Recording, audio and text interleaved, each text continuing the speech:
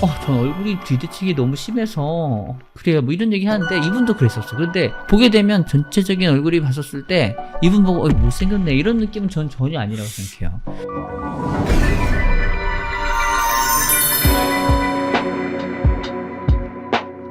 안녕하세요, 김태환 원장입니다. 오늘은 20대 초반 여자 환자분에 대한 케이스 리뷰를 할까 해요. 화면 보면서 얘기하죠. 이분은 휜코, 콧대가 전체적으로 본인 기준으로 왼쪽으로 이렇게 흐르는 그런 모양에 대한 부분을 신경을 썼어요. 그런데 이분은 좌우 얼굴 비대칭이 꽤 심한 분이어가지고 오른쪽 눈이 훨씬 더 위쪽에 있어요. 왼쪽 눈이 아래 있고, 콧볼도 오른쪽보다 왼쪽이 더 처져 있고, 입술도 오른쪽이 왼쪽이 더 처져 있어요. 전체적으로 약간 오른쪽이 좀 더 위쪽에, 왼쪽이 좀 더 아래쪽에 있는 케이스죠. 그러면서 코가 전체적으로 왼쪽으로 가고, 콧볼도 왼쪽이 더 넓어요. 전체적으로 오른쪽에서 왼쪽으로 가고 있는데 코끝을 좀 더 오른쪽으로 보내야 되는데 이쪽 콧볼이 더 넓어. 이게 되게 어려운 케이스였어요. 그리고 옆으로 가게 되면 매부리가 있고 이 콧대 시작점 이쪽 부분이 꺼져 있죠. 그리고 복코가 보이고 측면에서 처져 있는 게 보여요. 이런 경우에는 선택지가 세 가지가 있다고 생각할 수 있어요. 일단은 매부리를 다듬고 코끝을 올리고 그냥 끝낸다. 아니면 여기가 너무 꺼져 있으니까 매부리를 약간만 다듬고 코끝을 올리고 이 부분을 기증근막으로 채워준다. 아니면 매부리를 다 다듬고 실리콘하고 코끝 올린다. 이렇게 하는 거죠. 저는 이렇게 약간 꺼져 있는 경우에는 이걸 기준으로 매부리를 다듬고 코끝을 올리면 너무 밸런스가 코끝이 너무 많이 올라가야 되거나 매부리를 너무 다듬는다거나 그렇게 해야 되기 때문에 저는 약간 다듬고 코끝 올리고 여기 근막 채우는 걸 선호해요. 옆에서 봤었을 때 이게 이거 하고서 실리콘 넣기에는 조금 아깝다 라고 생각하는 거죠. 뭐 실리콘을 넣어야 되는 케이스면 저는 실리콘 추천해요. 실리콘 전혀 부정적이라고 생각하지 않아요. 그런데 이런 경우에는 굳이 실리콘을 넣을 필요는 없다고 생각해요. 그래서 근막 쓰고 약간 다듬고 올리는 식으로 하면 될 것 같아서 저는 근막을 추천했고,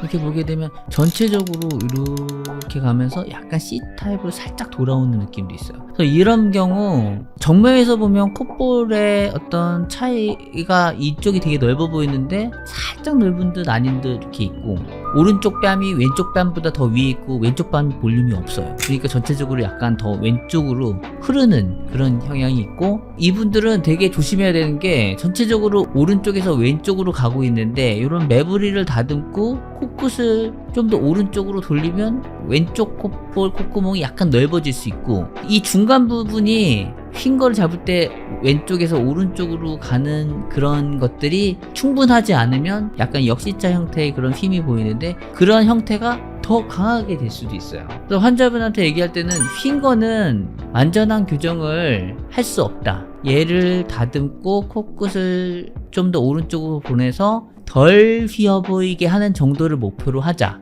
라고 얘기했어요. 본인은 얼굴 판 자체가 휘어있기 때문에 그런 부분들이 완벽하게 교정하기는 어렵죠. 바닥 백그라운드 자체가 약간 다르기 때문에. 근데 그게 이상한 건 아니에요. 환자분들이 잘 상담하다 보면 전 얼굴이 비대칭이 너무 심해서 그래요 뭐 이런 얘기 하는데 이분도 그랬었어요. 그런데 보게 되면 전체적인 얼굴이 봤었을 때 이분 보고 못생겼네 이런 느낌은 전 전혀 아니라고 생각해요.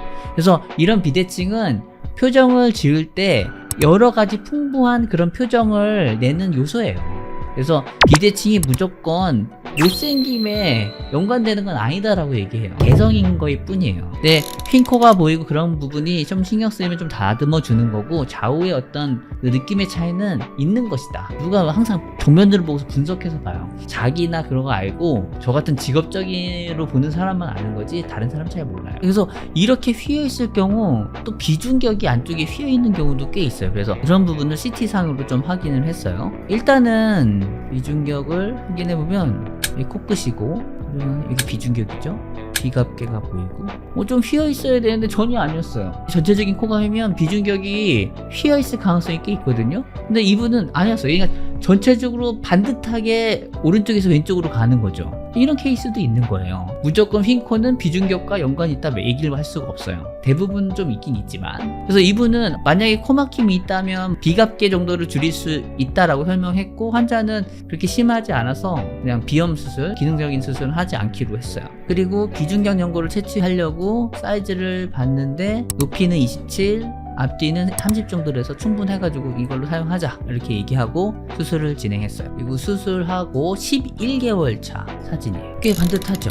너무 마음에 들어. 근데 코끝을 좀 더 오른쪽으로 돌리니까 왼쪽이 좀 더 넓어졌어요. 앞서 설명을 좀 했었어요. 이게 코끝이 좀 더 오른쪽으로 보내야 되기 때문에 약간 그럴 가능성이 있다. 그리고 얘가 완벽하게 다 교정되기는 어렵기 때문에 살짝의 역시자형 형태가 살짝 느껴질 수 있다. 근데 거의 안 보이죠? 그리고 미간부를 근막으로 채우고 했어요. 측면으로 괜찮죠? 매부리 살짝 다듬고 코끝 올려서 복코에 대한 개선하고 미간은 근막 썼어요. 수술 기록지 보면 근막은 2장 정도를 써서 여기를 올렸어요. 매부리는 약간만 다듬었어요. 그리고 여기를 채우는 방식, 코끝을 살리는 방식으로 했죠. 이분은 코끝의 높이에 대한 집착이 좀 있었어요. 자려하게? 라는 표현을 쓰면서 좀 코끝이 좀 많이 살아있으면 좋겠다라고 해서 그래도 살리려고, 왜냐면 이분은 코끝을 올릴 때 필요한 게 뭐냐? 튼튼한 지지 구조죠. 비중격 연골의 사이즈가 어느 정도 돼야 돼요. 그리고 피부가 얼만큼 잘 늘어날 수 있느냐, 그런 부분이 있어야 돼요. 그리고 피부가 너무 두꺼우면 안 되고, 근데 너무 얇거나 너무 작으면 또 안 돼요. 근데 이분은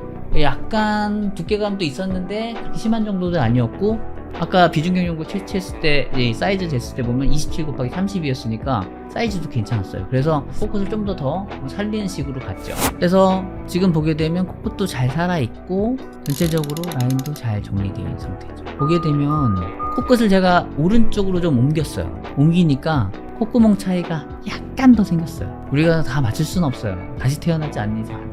좌우의 비대칭 정도가 생길 수 있는 것은, 그런데 사전에 좀 얘기가 이루어지는 게 서로 오해의 소지가 없기 때문에 충분히 얘기하는데, 그 짧은 시간에 상담을 하고 그리고 수술 후에 신이 아니기 때문에 놓치는 경우도 있어요. 그래서 이런 경우는 서로 이해해야 돼요. 환자 의사 관계가 그 정도의 신뢰는 있어야지 수술할 수 있다고 생각해요. 그래서 이러면 당연히 코끝이 오른쪽으로 가고, 그러니까 왼쪽에 있는 코 구멍에 있는 콧볼이 살짝 넓어 보일 수 있다. 근데 뭐 그렇게 미적인 밸런스가 무너지거나 그런 건 아니다 라고 설명을 드렸어요.